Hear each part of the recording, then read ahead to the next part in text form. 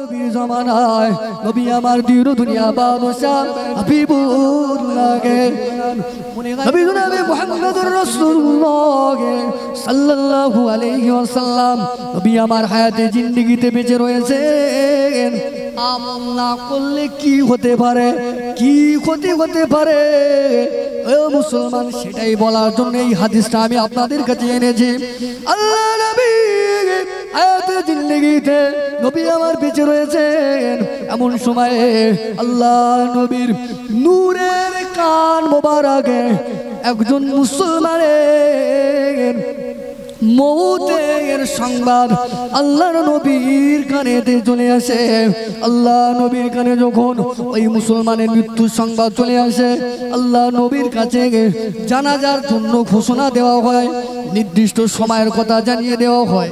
আল্লাহ নবী দয়া নবী মায়ার নবী তামাম সাহাবায়ে কেরামদেরকে সঙ্গে নিয়ে, বড় বড় সাহাবায়ে কেরামদের সঙ্গে নিয়ে আল্লাহ নবী ওই মুসলমানের জানাজার নামাজ আদা করার জন্য আল্লাহ নবী সেই রাস্তা দিয়ে তার বাড়ির দিকে যায়। ও মুসলমানেরা কান খাড়া করে শুনে নেন, আল্লাহ নবী যখন আমার সাহাবায়ে কেরামদের নিয়ে যখন ওই মুসলমানটার জানাজার জন্য গুটি গুটি গুটি গুটি পায়ে তার বাড়ির দিকে যখন যেতে লাগে, কত বড় কপাল, কারণ দুনিয়ার জমিনে কোন মানুষের যদি আল্লাহওয়ালা মানুষ যদি জানাজা নামাজ আদায় করে, তার নসিবটা ভালো না খারাপ? আর যদি গাঁজা করে যদি জানাজা পড়ায়,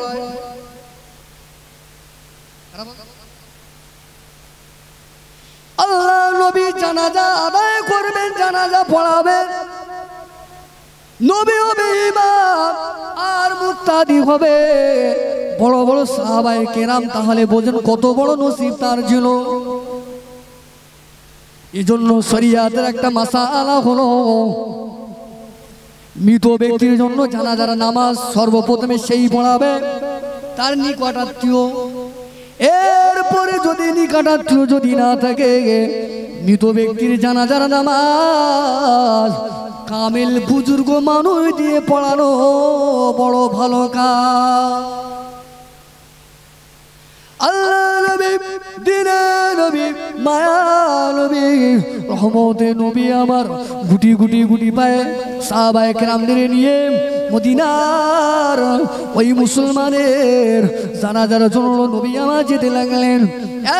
এক পর্যায়ে যত সময় জানাজার লাশ চলে আসলো, লাশ সামনে রাখা হলো, সাদা কাপড়ের কাপড় দিয়ে লাশটা ঢেকে দেওয়া রয়েছে। আল্লাহ নবী ইমামতির জায়গায় দাঁড়িয়ে গেলেন। এমন সময় আল্লাহ নবী নূরের চোখ দিয়ে দেখতে লাগেন ওই খাটিয়ার উপরে শুয়ে থাকা লাশটার কাপড়ের কাপড় যেন নড়ে নড়ে ওঠে। এখন যদি তাড়াহাদিয়া গ্রামের কোনো মরা মানুষের লাশের কাফন যদি নড়াচড়া করে, মানুষ অবাক হবে না? হবে না?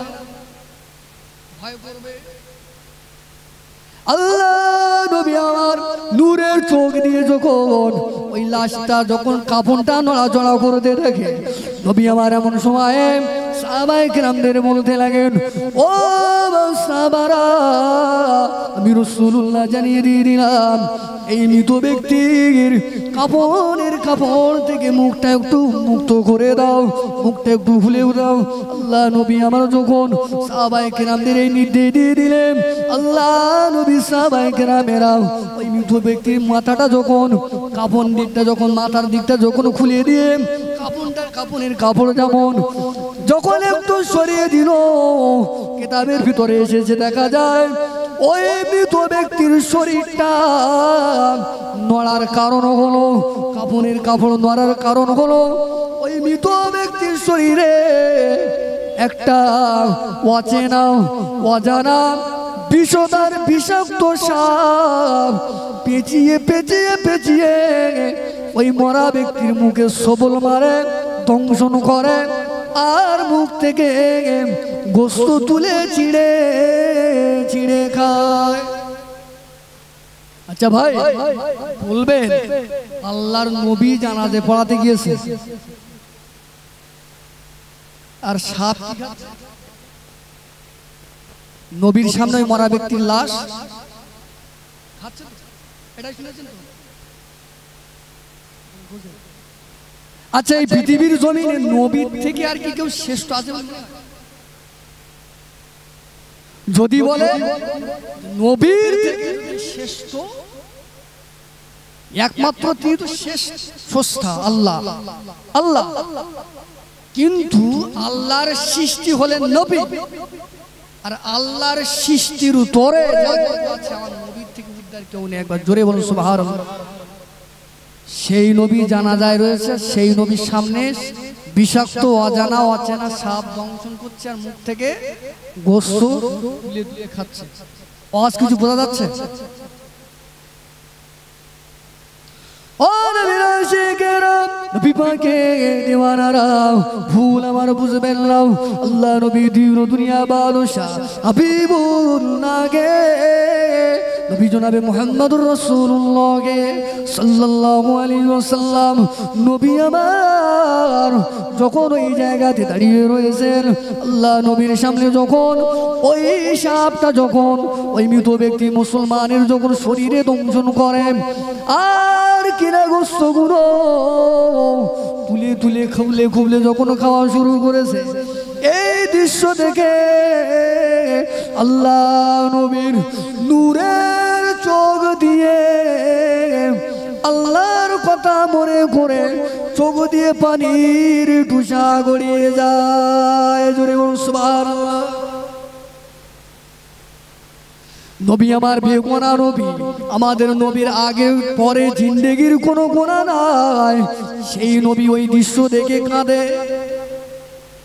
আজ আমাদের সামনে আমাদের কত মানুষ মারা গিয়েছে, আমরা জানাজায় চলে আসি, কিন্তু এমনও মুসলমান রয়েছে লাশ দেখে চোখে জীবনে পানি আসে না।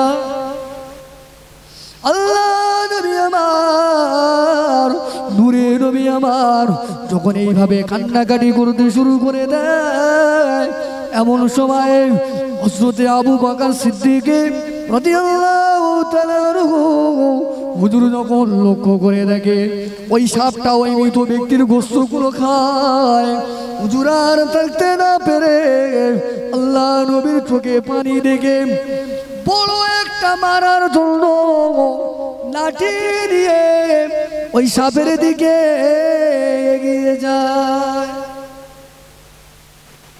হযরতে আবু বকর সাপটাকে মারার জন্য এগিয়ে যাচ্ছে, নবী এদিকে কাঁদছে, ভালো করে মিয়া।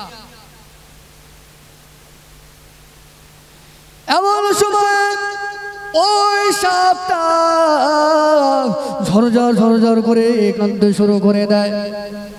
আল্লাহ রাব্বুল আলামিনের কাছে কাঁদে, ও রাব্বুল আলামিন, আল্লাহ পাক এরা তো জানে না, আবু বকর জানে না আমি কে আমাকে এখানে পাঠিয়েছে। আল্লাহ ও রাব্বুল আলামিন, আমি সাপ, আমার জবানটা কিছুক্ষণের জন্য খুলে দেওয়া হোক, আমি আবু বকরের সঙ্গে একটু কথা বলতে চাই, কেননা আবু বকর আমাকে মারার জন্য লাঠি নিয়ে আসে।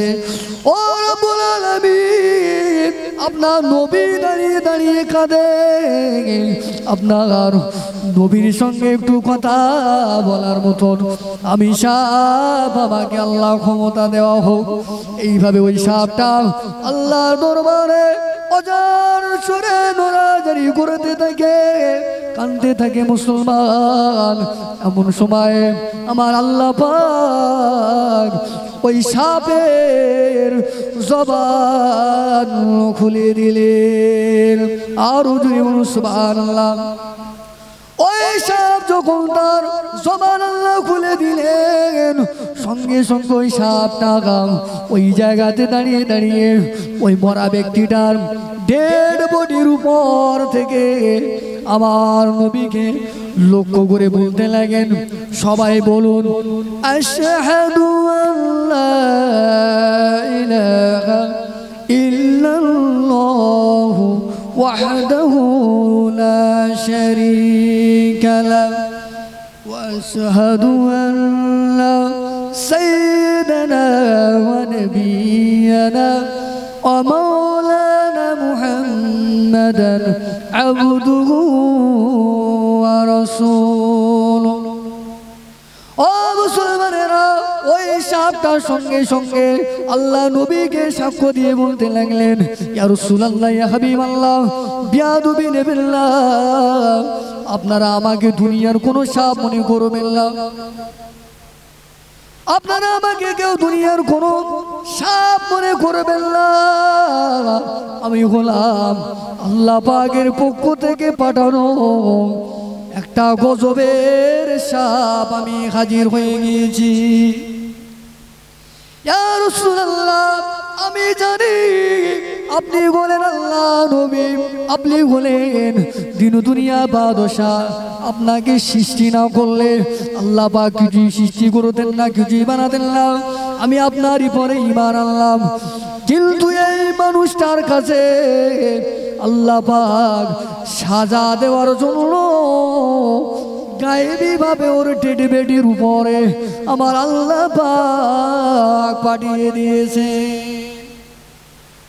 আবু বকরকে লক্ষ্য করে বলতে লাগেন ওই সাপটা ও নবী পাকের সাহাবী হযরত আবু বকর আপনি শুনে নেন জেনে নেন আল্লাহ পাক আল্লাহ তাআলা আজকে রে আমাকে দুনিয়ার জমিনে পিতা পাঠায় নাই আল্লাহ পাক আল্লাহ তাআলা দুনিয়ার জমিনে আমাকে পাঠিয়েছে এই নাফরমানি বান্দার সাজা দেওয়ার জন্য তার কাছে পাঠিয়েছে ও মুসলমানেরা এবারে বুঝুন ওই মানুষটা ছিল মুসলমান তার জানাজা এসেছে কি আল্লাহ নবী তাই তো আল্লাহ নবী জানাজার নামাজ পড়াতে এসেছে আর নবীর পরে দুনিয়ার জমিনে শ্রেষ্ঠ মানুষ যদি থাকতে হয় নবীর পরে দুনিয়ার জমিনে যদি সব থেকে শ্রেষ্ঠ মানুষ থাকতে হয় সেটা হলো আল্লাহ পাকের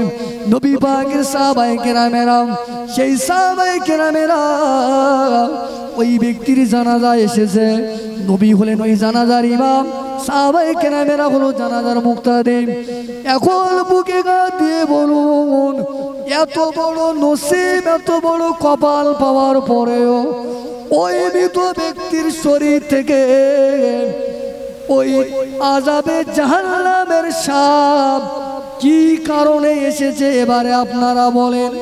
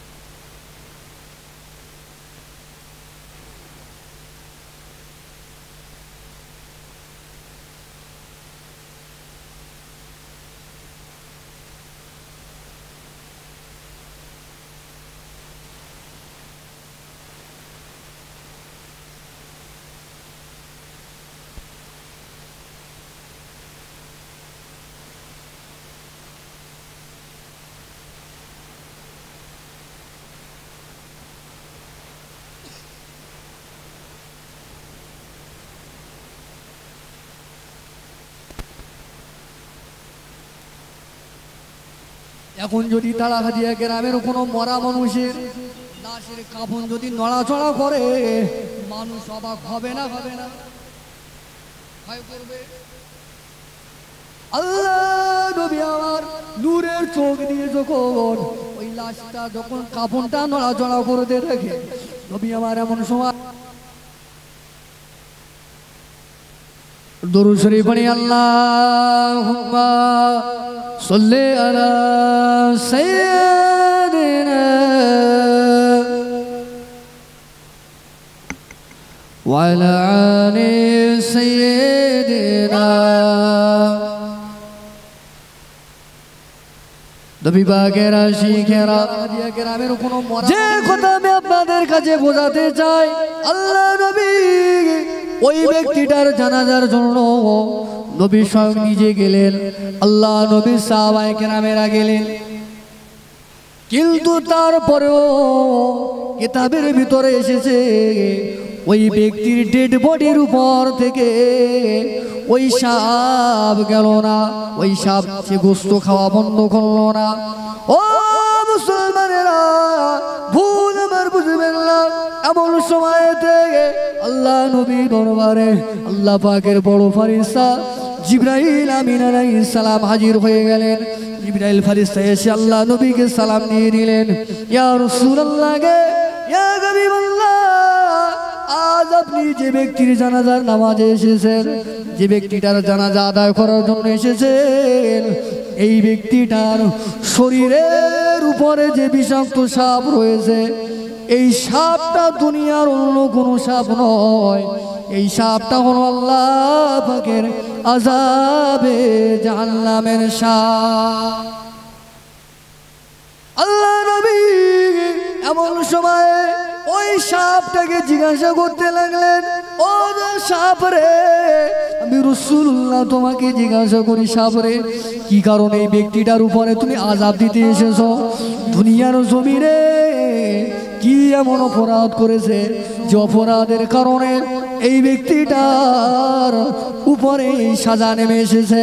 এমন সময় ওই সাপটা আল্লাহ পাকের পক্ষ থেকে জবানের অনুমতি পেয়ে ওই সাপটা বলতে লাগলেন, ইয়া রাসূলুল্লাহ, ইয়া হাবিবাল্লাহ, আমি সাপ এই ব্যক্তিটাকে আযাব দেওয়ার জন্য আল্লাহ পাঠিয়েছেন।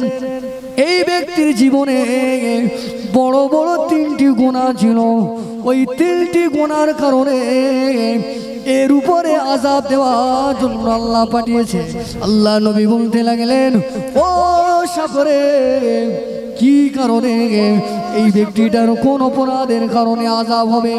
ওই সময় সাপটা বলতে লাগলেন, ইয়া রাসূলুল্লাহ, এর জীবনে 3টি অপরাধ হলো। এই ব্যক্তিটা জীবনে নামাজের সুযোগ পেয়েছিল, জীবনে আমল করার সুযোগ পেয়েছিল, রোজা করার সুযোগ পেয়েছিল, হজ করার সুযোগ পেয়েছিল, যাকাত দেওয়ার সুযোগ পেয়েছিল, সব আমল করার সুযোগ পেয়েছিল, কিন্তু তারপরেও ইচ্ছাকৃতভাবে আমল করে নাই।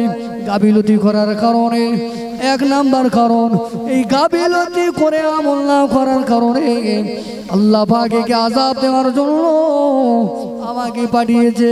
2 নাম্বার কারণ হলো ওই ব্যক্তিটা ধনী ছিল, ওই ব্যক্তিটা অর্থশালী ছিল, ওই ব্যক্তির উপরে যাকাত ফরজ হয়েছিল, কিন্তু ওই ব্যক্তিটা যাকাত আদায় করতো না।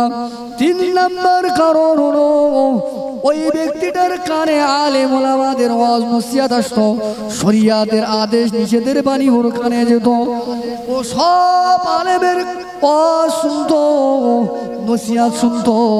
ওয়াজ শুনবার পরে আলেমদের কথাগুলো কান দিয়ে ঝেড়ে ফেলে দিত, ক্রিটিসাইজ করতো, ওই কথাগুলো ফেলে দিত।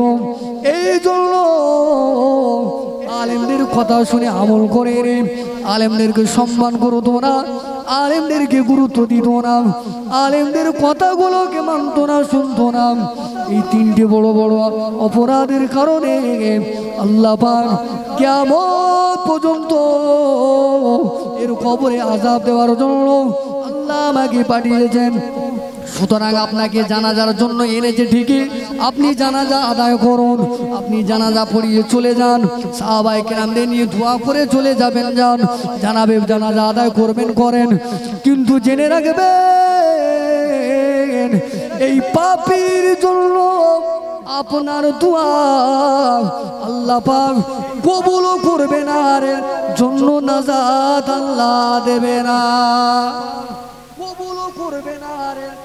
বড় কথা মিয়া, সপ্তাহে 1 দিন, বছরে 1 মাস রোজা রেখে কলা গাছ পাড়া হয়ে গেছে, উনি করেছে আমার নামাজ রোজা কিছুই লাগবে না, হ্যাঁ স্বয়ং রাসূলুল্লাহ জানাজায় গেলে সাপ আল্লাহর নবীকে বলছে ইয়া রাসূলুল্লাহ ইয়া হাবিবাল্লাহ আপনি জানাজা পড়িয়ে দোয়া করে কবরে রাখলে আমার যা কাজ করা আমি করব, কারণ আল্লাহ পাঠিয়েছে। আর অপরাধীদের জন্য আমল যদি না করে বোঝা গেল কি নবীর দোয়া বলে, নবীর দোয়া তাহলে আমাদের উপায় কি হবে? মানে গেছে। তাহলে এই বিষয়ের শেষ পয়েন্টটা হলো আলেমদের কথা না মানা। আপনারা জানেন বাংলাদেশের একজন বিখ্যাত আলেম দ্বীন যার নাম হলো মুফতি আমির হামজা। এই মুফতি আমির হামজা আজ গোটা বিশ্বের জমিনে ইসলাম যেভাবে ক্ষতি হয়, আজ সমাজের ভিতরে মানুষদের বিভিন্ন দলের বিভিন্ন গোষ্ঠীতে চলে যাবার কয়েকটা কারণ রয়েছে। ওই সমস্ত কারণের ভিতরে অন্যতম কারণ হলো আলেমদের ভিতরে মিল না থাকার কারণ।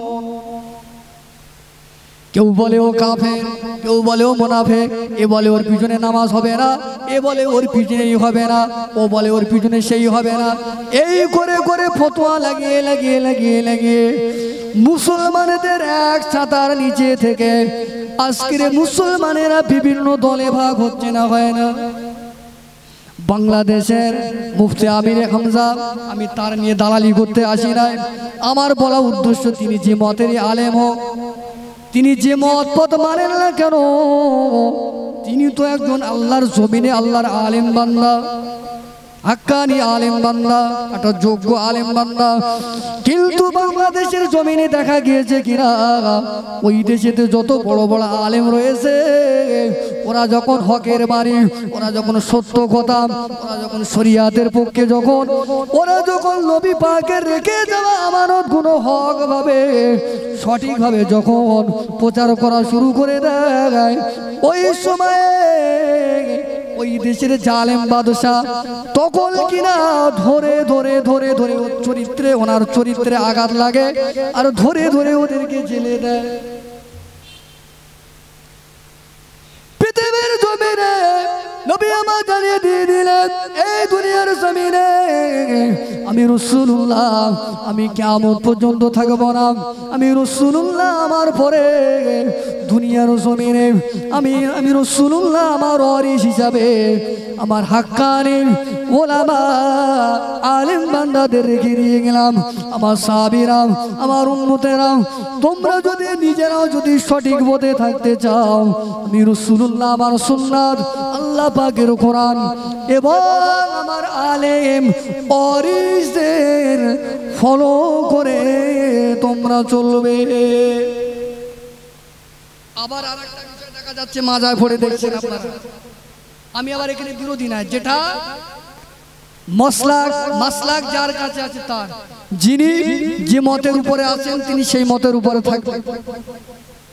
কিন্তু এখানে দাদা হুজুর পীর কেবলা রহমাতুল্লাহ আলাইহি সিলসিলার বাগানে থাকবো, ব্যবসা করব, খাবো, ভাঙিয়ে খাবো, আবার সেই সিলসিলার কিছু কথাবার্তা, সেই সিলসিলার কিতাব অনুযায়ী যা কথাবার্তা আছে, যা লেখা আছে আকীদার উপরে, সেই কথাগুলোর উপরে ক্রিটিসাইজ, সেই কথাবার্তার উপরে বিরোধী করব, এসব তো কিছু চলবে না। আপনার যে মত ভালো লাগে আপনি করুন, আপনার যে মত ভালো লাগে আপনি সেই মত করুন। কোন আলেমকে মানবেন সেটা আপনার ব্যক্তিগত বিষয়। তবে জেনে রাখবেন, আলেমদের ঝামেলায় সাধারণ মানুষ মাথা দেবেন না, কারণ আপনাদের কাছে ব্রেক নেই। আলেমের দ্বন্দ্ব আলেম বুঝবে, আলেমের ঝগড়া আলেম বুঝবে। সাধারণ মানুষ গিয়ে যখনই নাক লাগায় তখন হয়ে যায় বাড়াবাড়ি। তথাকথিত একজন বক্তা, আমরা সারা জীবন নবীর শানে দাঁড়িয়ে কিয়াম সালাম পড়ি, সারা জীবন তিনি ফতোয়া দিচ্ছেন। কোন এক জায়গায় বক্তৃতায় তিনি বলেছে হারাম বলেও ঘোষণা করেছেন। আবার আমার দাদা হুজুর পীর কেবলা রহমাতুল্লাহ আলাইহির সিলসিলায় করে খাওয়ার জন্য বিশ্বাস করুন খোদার কসম গোটা পৃথিবীর জমিনে যত জায়গায় না ওয়াজ আর নসিহত জলসা হয়, সব থেকে বেশি জলসা হয় বর্তমান ভারতবর্ষের অন্যতম রাজ্য পশ্চিমবাংলা। আর গোটা পশ্চিমবাংলার ভিতরে কয়েকটা জেলা, হাওড়া জেলা, হুগলি জেলা, মেদিনীপুর, মুর্শিদাবাদ, মালদা জেলা, কোচবিহার, 2 24 পরগনা, এই 2 জায়গায় সব থেকে বেশি, এই ক জায়গায় বেশি জলসা হয়। আর এইগুলো তো আমার সব দাদা হুজুরের মতাদর্শ বাস করে, আর এখানেই জলসা বেশি হয়। এই দাদা হুজুর পীর কেবলা রহমাতুল্লাহ আলাইহির বাগানে করে খাবে, কুমড়োপানা ভুড়ি করবে বলে যার জবান দিয়ে বেরিয়েছে নবী দিবস, যার জবান দিয়ে বেরিয়েছে নবী দিবস করা হারাম, সালাতুস সালাম নবীর প্রতি দাঁড়িয়ে কিয়াম করা যাবে না। আবার কখনো বলছে যেতে পারে, যিনি যেমন ভাবে করবে করবে। তার মানে কি বোঝাতে চাইছে? মানে দাদা হুজুর পীর কেবলা রহমাতুল্লাহ আলাইহির বাগানে থেকে তার কিন্তু আকীদা আমার দাদা হুজুর পীর কেবলা রহমাতুল্লাহ আলাইহির আকীদার উপরে নেই। তাদের আকীদা আলাদা। মিয়া তুমি তো তোমার আকীদার উপরে রয়েছো, তাহলে তুমি এক আকীদার মানুষ হয়ে আবার সেই আকীদার মানুষ যারা মানে সারা জীবন দাঁড়িয়ে কি আমরা করেছি, এটাই আমরা নবীর প্রতি বেশি আদব বলে জানি, তাহলে তুমি সেই সিলসিলার ভিতরে এসে ঢুকে কেন বলো দাঁড়িয়ে পড়া যাবে? তারা বলতে বলতে ও বলছে কবর পাকাতে করা যাবে না।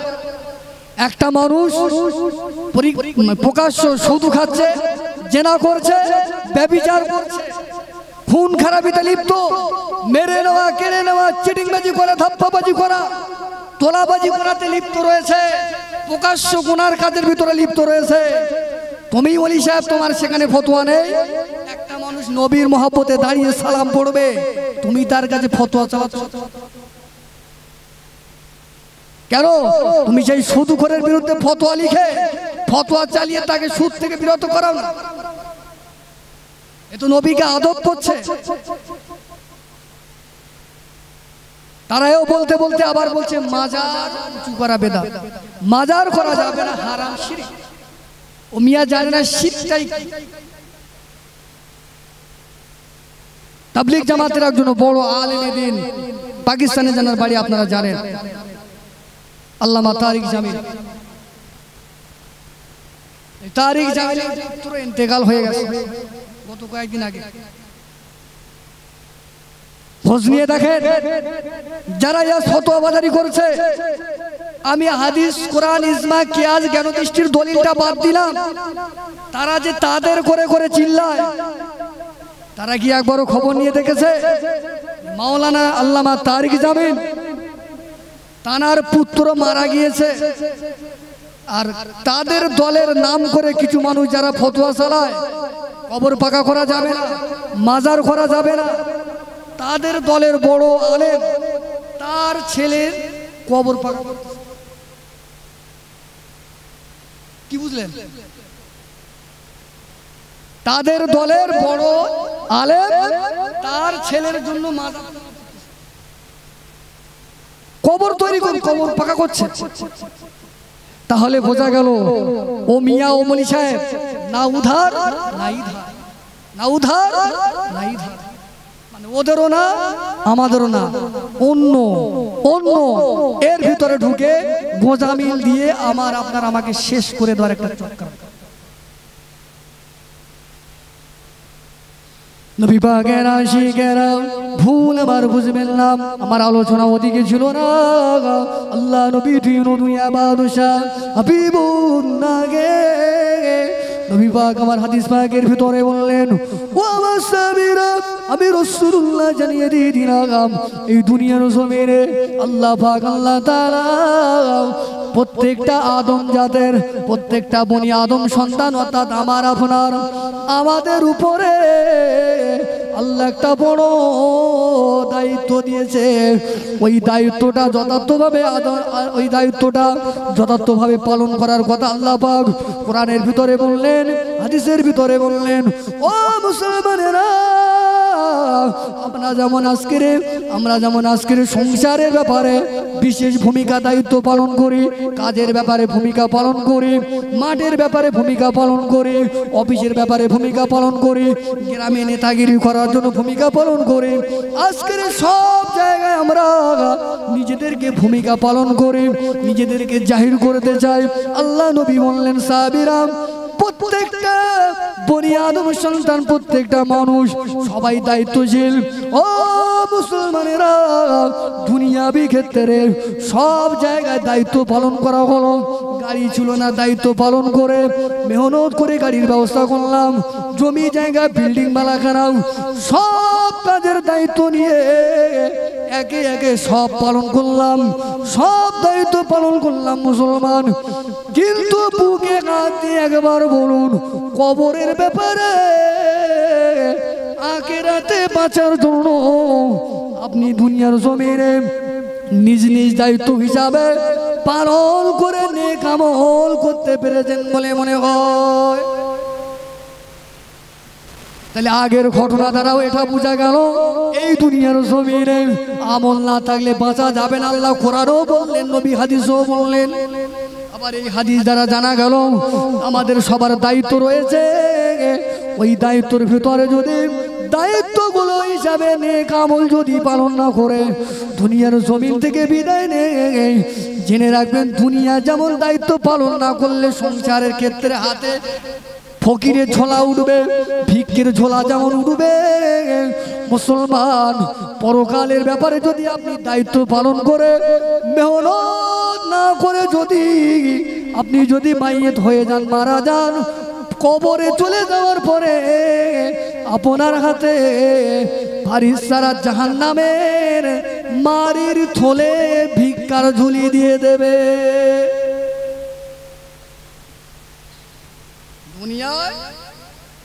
দুনিয়ার ক্ষেত্রে সুখী থাকার জন্য যদি ঠিকঠাক দায়িত্ব পালন করি, কাজ যদি না করা হয়েছে, ভিক্ষের ঝুলি হাতে অনিবার্য অঙ্ক হিসাব। পরকালের ব্যাপারে যদি ঠিক একই দায়িত্ব পালন করে যদি শরীয়তটা না মানা হয়েছে, কবরে যেই যাব, ফেরেশতারা জাহান্নামের মারির রং বেরঙের মারির ঝুলি থলে হাতে ঝুলিয়ে দিচ্ছে, বলে খা এবার কত পারিস খা। সে মার বন্ধ হবে, শুরু হবে তার বন্ধ হবে। একবার দরুদ শরীফ পড়ি, আল্লাহুম্মা সাল্লি আলা সাইয়্যিদিনা ওয়া আলা আলি সাইয়্যিদিনা। ওই মদিনার বদোশ তুমি নবী সরওয়ার, ওই মদিনার বদোশ তুমি নবী সরওয়ার। শান্তি মোরা পেলাম আজ ধুলি ধরার পর, ওই মদিনার বদোশ তুমি নবী সরওয়ার। আল্লাহুম্মা সাল্লি আলা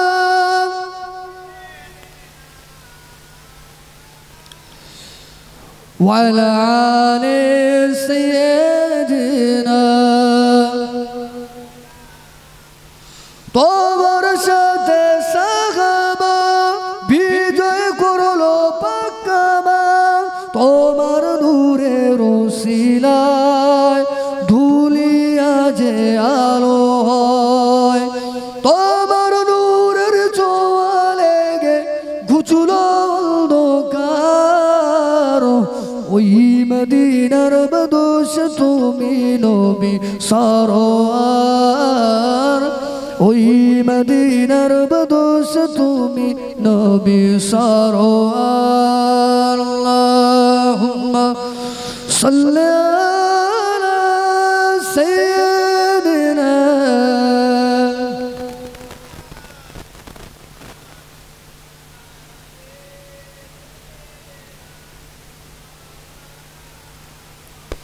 আমার বাজি ভাইয়ানেরা আমি দ্বিতীয় নাম্বার আয়াত আপনাদের কাছে পড়েছিলাম পবিত্র কোরআনুল কারীমের অন্তর্গত 27 পারার অন্তর্গত সূরার নাম হলো সূরা আর-রহমান সূরা রহমানের একটি আয়াত তেলাওয়াত করেছিলাম আল্লাহ পাক বললেন বিসমিল্লাহির রহমানির রহিম ওয়ালিমান খাফা মাকাম রাব্বিহি জান্নাতান আল্লাহ পাক আল্লাহ তাআলা এই আয়াতের ভিতরে জানিয়ে দিয়ে দিলেন আমার বান্দা বান্দীরাও কবর নামক জায়গায় যদি বাঁচতে চাও জান্নাত যদি পেতে চাও দুটো করে জান্নাত যদি পেতে চাও বান্দারে আমার দুনিয়া আমার রাজত্বে আমার যে বান্দা বান্দীগুলো আমি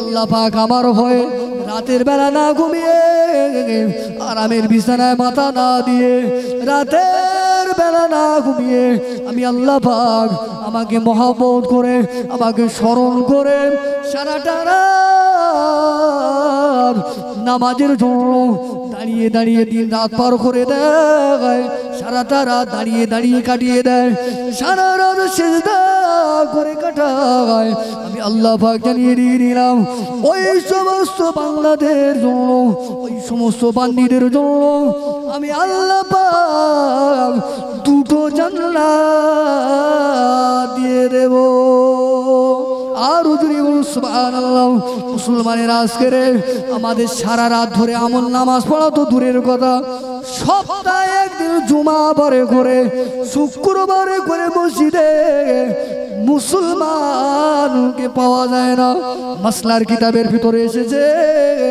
যে মুসলমানের ছেলে পর পর পর পর 3 জুমার নামাজ ছেড়ে দেবে তার ভিতরে কুফরির বীজ প্রয়োগ হয়ে যায়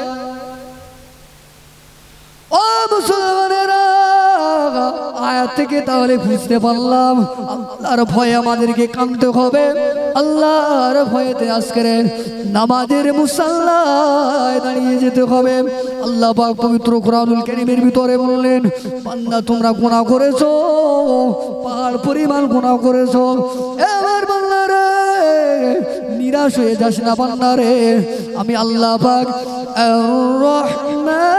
আর-রহমানির রহিম এই যে দুটো নাম সূরা ফাতিহার ভিতরে দ্বিতীয় আয়াতে আমি আল্লাহ পাক দিয়েছি বান্দা আর-রহমান আর-রহিম আর-রহমান আর-রহিম নাম এই দুটো নাম কেবলমাত্র দুনিয়ার জন্য প্রযোজ্য হবে বান্দা ওই রহমান আর রহিম নামের দয়া শুধু দুনিয়ায় চলবে মরার পরে দিলে রেখে দে আমার দয়া আর থাকবে না ওই রহমান আর রহিম নাম আর আমি আল্লাহ রাখবো না মরার পরে আমার নাম হয়ে যাবে কড়া মরার পরে আমি আল্লাহ পাক কাহার নাম ধারণ করব মৃত্যুর পরে আমি আল্লাহ পাক জব্বার নাম ধারণ করব এ বান্দারে সুতরাং গুনাহ মাপ চেয়ে নিয়ে গুনার বোঝা খবরদার মাথা থেকে হটিয়ে ফেলে একেবারে ডিলিট করে ফরম্যাট করে পীরের কাছে আকারি আলেমের কাছে গিয়ে সফটওয়্যার মেরে নেবে সফটওয়্যার গুলো মেরে নিয়ে একেবারে গুনার পথ ছেড়ে দেবে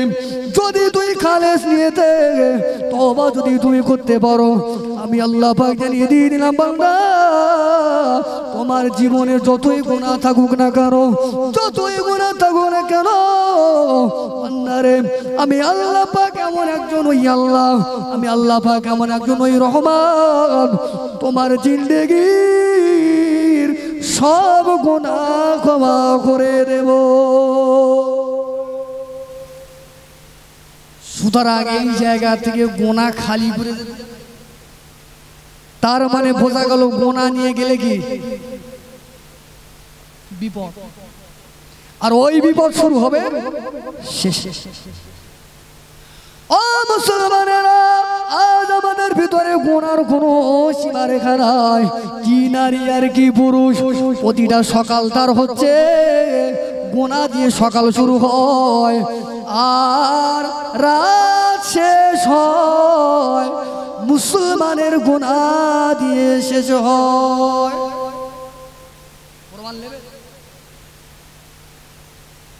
প্রমাণ যদি নেন, মুসলমানের শতকরায় 40% মুসলমানের জিন্দেগির সকালের শুভ সূচনাটা হচ্ছে গুনাহ দিয়ে, আর শেষটা রাতের শেষটা হচ্ছে গুনাহ দিয়ে। আপনারা নিজে নিজে যদি উপলব্ধি করেন বুঝতে পারবেন যে সত্যি আমাদের হুজুর ঠিক। ও নবীর আশিকেরা, বিভাগে দেওয়ারা, আজ আমাদের ভিতরে এত গুনাহ রয়েছে, তার উপরে আমাদের ভিতরে অনুশোচনা নাই।